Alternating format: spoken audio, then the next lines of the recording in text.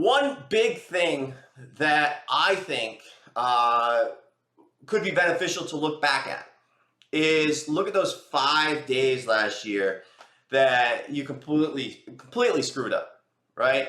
And how do you prevent those? Because it's not just about the loss on that day.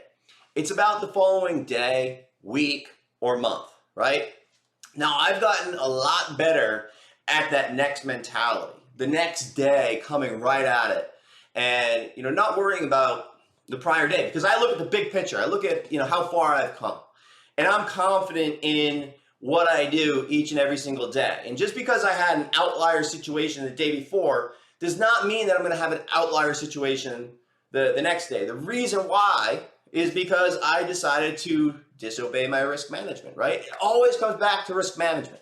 No matter how good your system is, no matter how many times you win, it's all about what you do with your losers, right? So that's been the biggest change that I've personally made over the last couple of years. It's just not scaling into a loser. It's okay if I have a starter on, a little bit of a size, I'll either move on or just not add.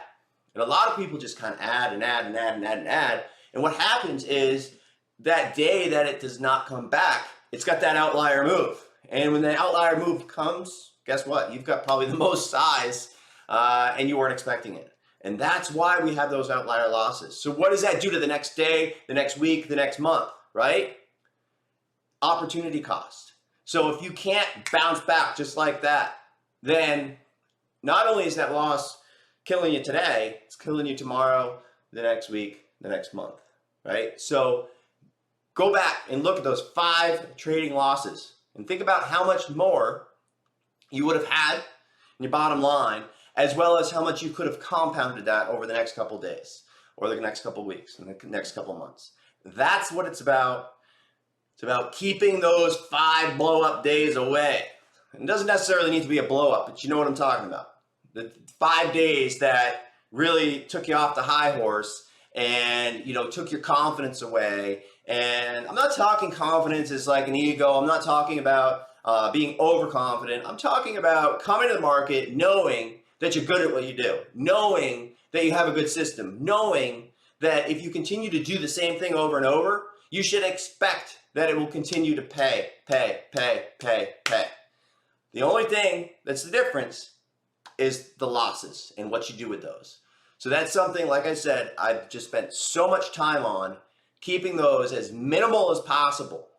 And you know what? Sometimes I don't take on as much risk as I used to because it's just not, I'm just not interested. Just not interested in the drawdown just to make the big money. All these low float type trades, I used to trade them all the time. I used to be super aggressive both sides. But you know what? It's that one candle that will take you apart. It'll take you right apart. It's not worth it.